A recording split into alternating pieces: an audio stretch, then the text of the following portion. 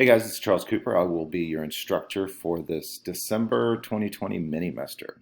I just wanted to run really quickly through the syllabus and how to navigate this course. You will find this video above this picture of the state capitol after I'm done with this, obviously. If you will please, on the home page, just go through these steps, watch the video, participate in the Padlet, so on and so forth. We'll jump over here to the syllabus. The syllabus is your friend. Please pay attention to it.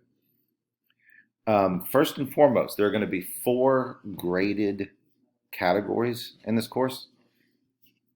The book smart assignments are 25% of your grade, weekly discussion posts 25, unit exams 30, and then we have 1 graded written assignment that's 20%. Everything else, like these ungraded assignments, are not going to be graded. So here's the book that you need, the State of Texas 4th edition, and you do need online access as well. Here's my contact information. And honestly, if you email me through my nctc.edu course, or rather email, it's probably not going to get answered. I don't check that one too often. So use the Canvas internal messaging system. That'll get to me a lot faster. And then if you need any sort of tutorials or to answer any questions like face-to-face through a Zoom or WebEx, my hours are going to be from 8 to 10 a.m. on Thursdays. Here's a little bit of a more detailed description on the 4 categories that you can read up on your own.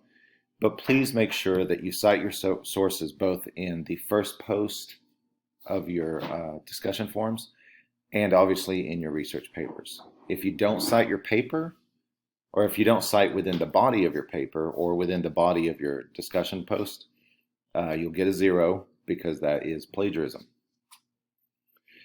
Here's some even more details on what I'm expecting in these different assignment categories. I want to go through this discussion forums expectations really quickly. The rest of these I think you can figure out on your own. But to get full credit, I'm expecting 2 posts per week per chapter. So this first week, we're going to have chapter 1, chapter 2. You're going to reply to the prompt by midnight Wednesday for both chapter 1 and chapter 2. And then by midnight Sunday, you're going to reply to another student's post. And please take note that doing something as simple as just like, oh, I agree with you, that's a really good point. That's not academic in nature, and you will not be getting any points for simply saying that you agree or disagree. I don't necessarily have a word count, and I don't have a minimum number of sentences, but if you can't pull together 4 to 5 sentences, I would say, then you're going to have a tough time getting full credit for this part. In your first post, I do want you to cite a source. In the second post where you reply to a student, you do not have to cite a source, but you do need to extend or substantiate your agreement or disagreement with that student. So in essence, I'm looking for at least two really good solid paragraphs. 1 paragraph addresses the prompt with a citation. 1 paragraph addresses another student's post with some sort of building on their argument or extending their argument, or if you disagree with them, some nice, well thought out academic disagreement that's rooted in the content and especially rooted in the chapter. So you can throw out your opinions if you want, but you need to substantiate your opinions with something factual that you got from the book or from a reputable news source. And then here's our calendar, December 21st through 22nd, or 27th, I'm sorry. Notice that everything is kind of metered out so that there are no surprises. So everything opens up on Mondays except for the exams. Your discussion posts are due by midnight Wednesday. Your smart books are due by midnight Friday. And then your second post on your discussions are due by midnight Sunday. And then as far as your unit exams, they're going to cover 2 chapters per week. They open up Friday morning and they close Sunday at midnight. And then as you can see, when we move on to Unit 2, Unit 3, it's all exactly the same pattern. The only exception is going to be Unit 4 at the end of the semester. I'm going to open up everything for the entire week because that is a shorter week. Um, I'm gonna throw out the due dates that week, and that means that if you jump into Chapter 7 and Chapter 8 and you finish everything by Monday, then you're done for the week. So the only exception is Unit 4. You can knock out all of your assignments for Chapter 7 and Chapter 8, including the Unit 4 exam, anytime you want that week. Sometimes I get asked, are there semester finals? No, they're not. There's no cumulative final. It's just the unit exams per unit, and in this case, per week. Attendance in this course, since it's online, means that you need to log in, take care of your work, and submit your work on time.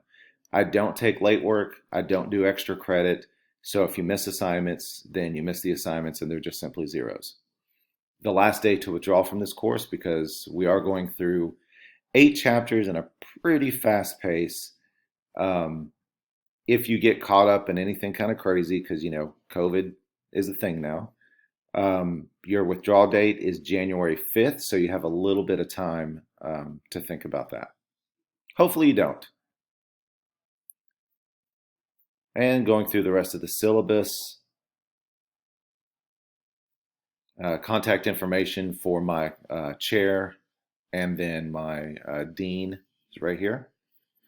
And at the bottom of the syllabus page, you'll find all of the assignments and the due dates.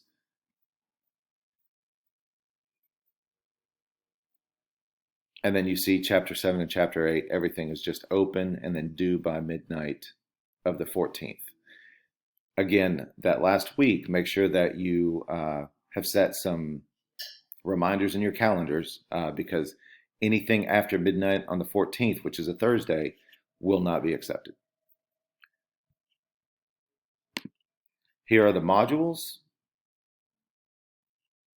Now, this is an ungraded one, but sometimes in our discussion forums, we get a little testy with other people's opinions, and we definitely want to avoid that. If you do get testy and kind of step outside of the bounds of academic responses, then you will also get zeros for those testy and over the line comments. Again, some of you may want that defined. I'll just say you need to substantiate it with facts. Whatever your opinions are, substantiate it with facts, reputable news sources. To be safe, I would just stick with the book. Substantiate your opinions with things that you find in the book. This is not a grade though, so you don't have to do it, but I do want you to be aware of what I'm expecting as far as the online classroom culture is concerned. And by the way, at the end of the semester, if you're sitting at like an 88, 89 and you want a couple extra points, I don't offer extra credit, but I do go back and I do look over assignments like this that are ungraded. And if you've done those, that lets me know that you've been serious about this course. Also, I'll jump into Unit 1 here. Like this Chapter 1 assignment here, I know it says 25 points. I'm not going to grade that. It's not going to go into the grade book. But again, at the end of the semester, if you're needing that 1 extra point or 2 points, I'll look through the things that you didn't have to do. And if you did them, then that's going to be a little bit of fodder in convincing me to bump you up to that next letter grade. It's not going to get you 5 points, but if you're needing that 1, 1.5, or 2 points, I'll definitely take a look at the extra stuff that you've done. All right, thanks so much for your time and attention. Shoot me an email if you have any questions. I'll try to answer you within 24 hours. Thank you.